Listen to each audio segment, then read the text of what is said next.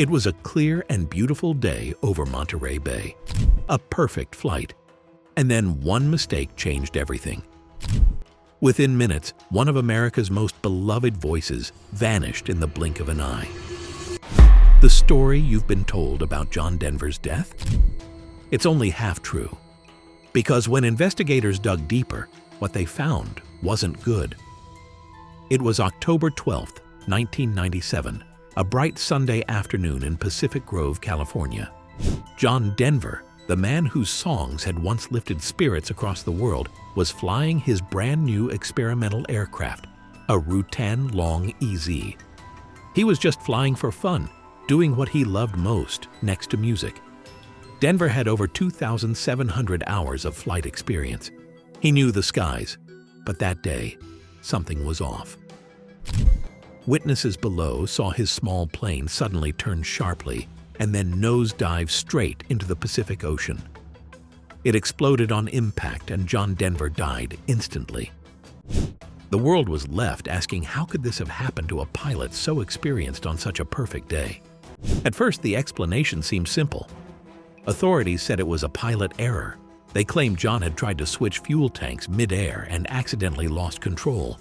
His experimental plane had a fuel selector switch mounted behind his left shoulder. To reach it, the pilot had to twist backward in a way that could easily cause the aircraft to swerve. Investigators believed that when Denver tried to turn the switch, he might have accidentally moved the control stick, throwing the plane into a deadly dive. End of the story, right? Not exactly, because soon strange details started surfacing.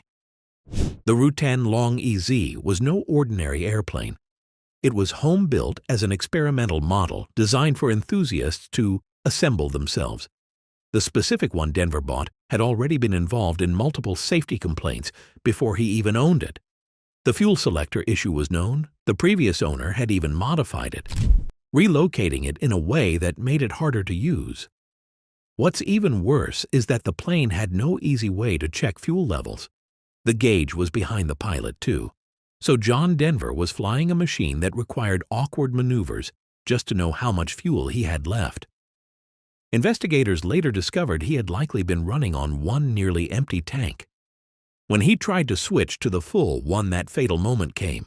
But why would a man who had survived rough flights before, who was known for his discipline, fly something so dangerously designed? That's where things get dark.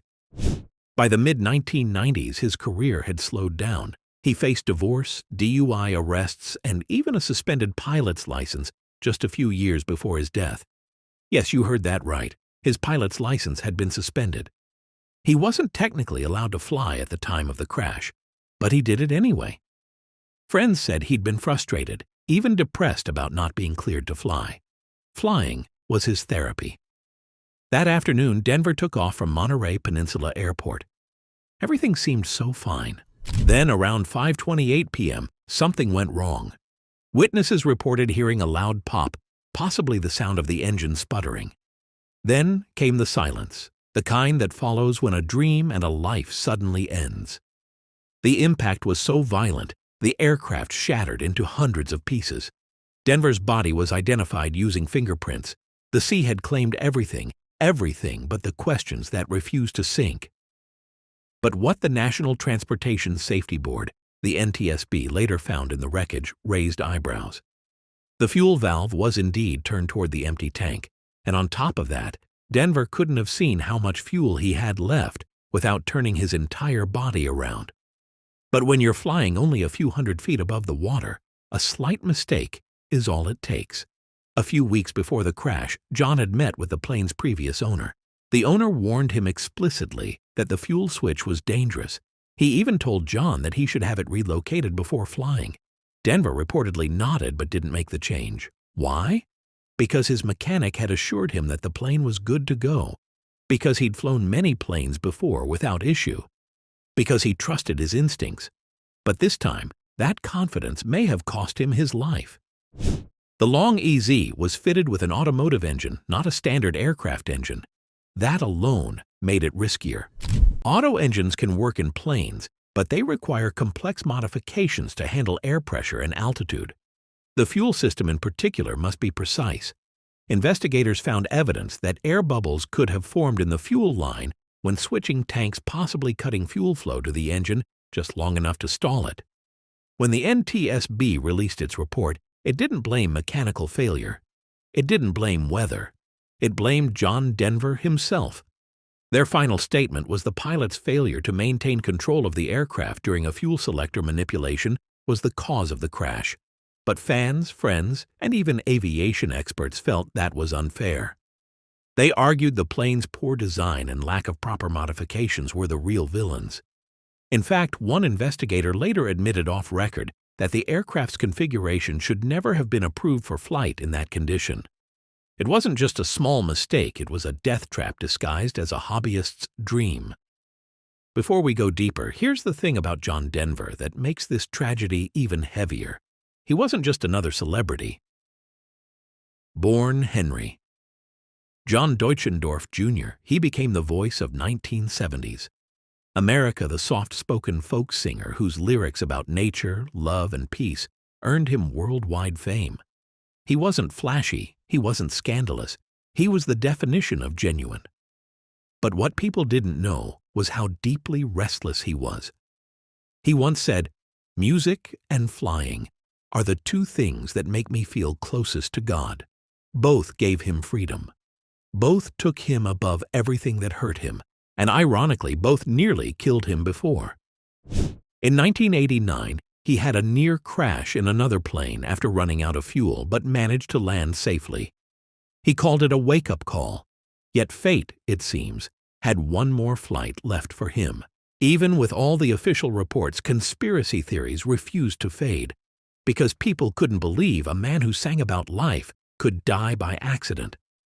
Others speculated Denver's emotional struggles led him to take unnecessary risks that day.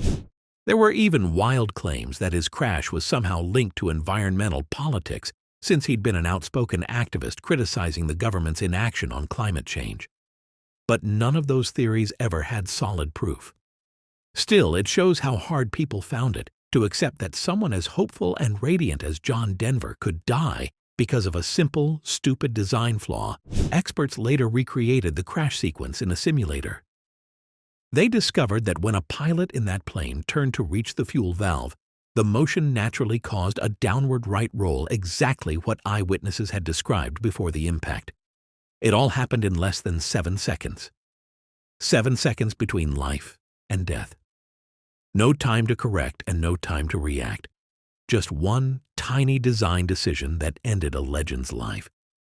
John Denver's remains were cremated, and his ashes were scattered across the Rocky Mountains he so often sang about. His home-built plane was recovered in fragments. It was never rebuilt and later used in aviation safety demonstrations as an example of poor cockpit design. But his voice? It never faded. Even now, decades later, you can hear it echo through road trips, campfires, and memories, reminding us of the man who wanted nothing more than to fly high and sing free. The mystery of John Denver's crash is no longer a mystery. It wasn't fate. It was a fatal mix of bad engineering, overlooked warnings, and a pilot's unshakable belief in his own wings. So now you know the truth. And it's not the comforting one fans hoped for. It's a reminder of how even the brightest spirits can fall victim to tiny and preventable mistakes. John Denver's legacy isn't just in the songs we hum, but it's in the lessons that passion must walk hand in hand with caution. Do you think his crash was truly an accident, or was something else at play that day? Let me know your thoughts in the comments section. If this story gave you chills, hit that like button and subscribe to our channel for more similar videos. Thanks for watching.